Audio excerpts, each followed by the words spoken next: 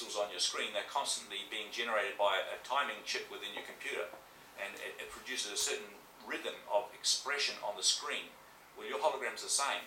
You are projecting from your mainframe computer at a certain base pulse rhythm and flashing on and off of your hologram, because there are many members here using the same flashline sequence or base pulse rhythm, and it's flashing on at what we call 33 1/3 billion times per nanosecond, and that's very fast computation. I mean, computers today are very slow, but the biological computer is a lot faster. That's why they used one strand of DNA in a computer to actually see how it would compute, and it was many thousands of times quicker than supercomputers of today. The DNA strand computes very quickly, but we're only using 2% of the biology. You know, it's very slow compared to what we could be using. And so, as you go up in harmonic universal frequency bands, we're actually raising our base pulse rhythm, and you can get up to something like 2,000 odd billion times per nanosecond flashing on and off the hologram, because you're sharing a lot more members in the actual hologram, because as you go from your own personal fields into the Earth hologram, and then you find the gateways of alignment through the magnetosphere of the Earth into say the solar system hologram, and then you go into the galaxy system hologram, you're computing a lot more information and a lot more members contributing into the flashline sequence and time cycles of the expression of the hologram, and therefore there's required to be a much faster computation. And this is what we're sort of experiencing these days. You know, we're creating a hologram very fast, and the faster our frequency rises, we're able to transcend the limitations of this world, because we're virtually leaving it behind. All of those old images and energy constructs of our original body, like when you look at your body now, your mind is on a higher dimensional frequency band, and that's why you can observe your body at a lower frequency band. You're looking with your mind at your body, and you're observing a past record. It's a past record which is in a time cycle which is lower in the flashline sequence or the base pulse rhythm. In other words, you're able to see it in manifestation because your mind is above it. But it's not that far above it, you know.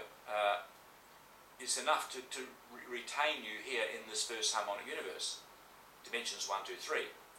If you're going to transcend the limitations of dimensions 1, 2, 3 with all of its distortions, the first thing to do is to bring in the full accretion of the DNA coding through the time cycles of dimensions 1, 2, 3, and fully reassemble the strands of your DNA 1, 2, 3.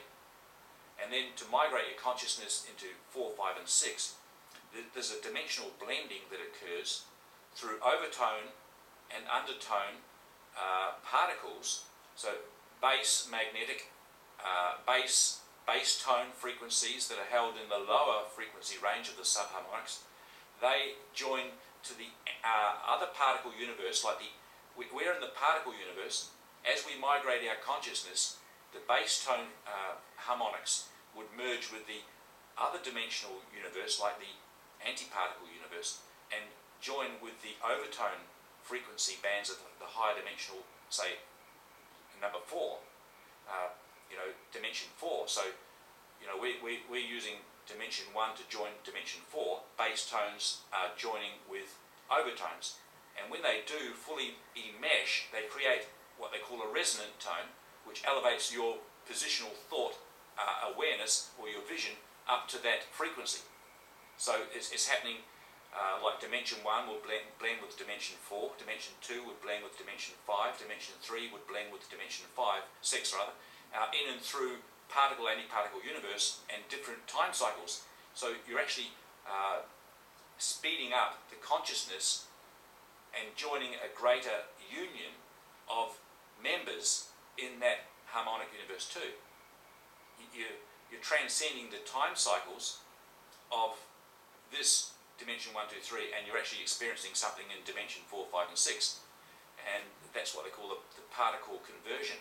So you're migrating your consciousness up, and you're incorporating higher elemental structures in the reconstitution of your mind to actually observe a greater union of the elemental form. In other words, you're communicating with many more elemental parts of yourself in the high dimensional realm. And so that is how we migrate our consciousness through time.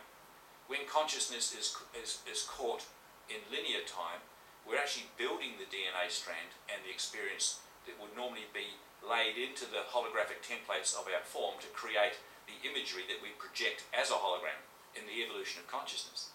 So there's something happening here. It's quite amazing that we're laying down the foundations of our holographic expression, and there have been many, many distortions laid into the fields. And that's why I was saying earlier about the atomic structure and how certain parts of the structure have been hijacked or harnessed by other fallen dimensional entities which are trying to survive in a world of separation. And of course we have become they're harvesting our energy fields and causing us to fall into a destructive, decaying pattern. Now we wouldn't be stuck down here unable to ascend unless we had given our allegiance to, or our focus upon, or being coded with other expressions of, well, you say life, or other expressions of energy which have a different agenda or a different mindset. They want to survive, and they can only survive by us becoming their food in the subatomic particle structuring of the multi-dimensional hologram. Now this all seems like, well, it's all part of the illusion.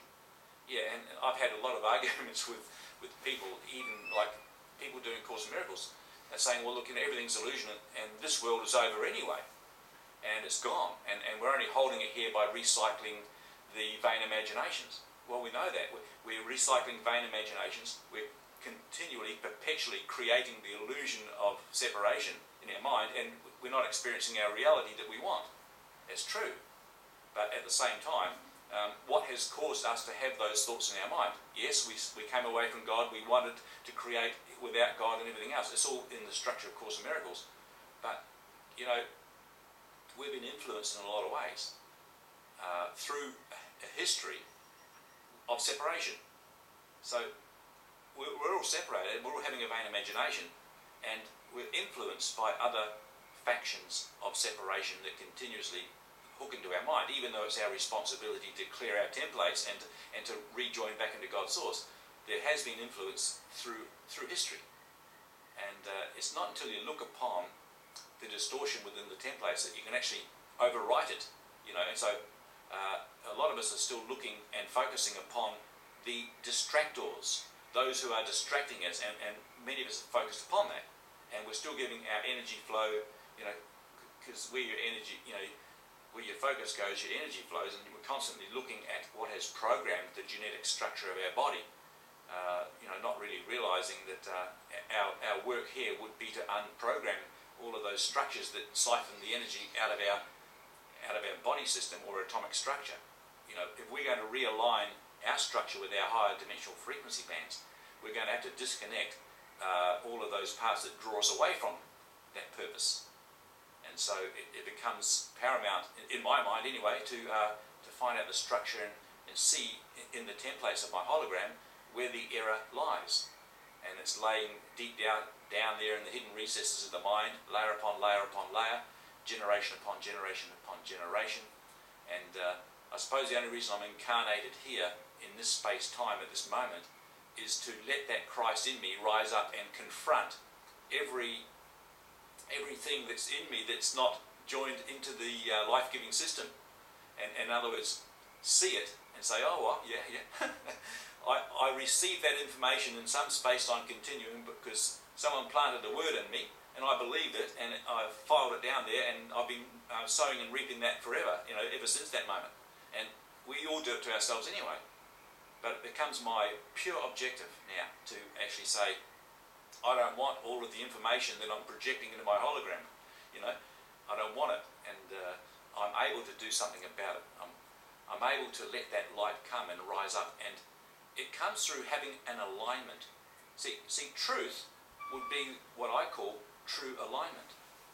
Now, if, for example, if we look at the earth, it's on a 23.5 degree tilt. It's not like due north. It's not flowing its energy fields into cosmic structure. It's being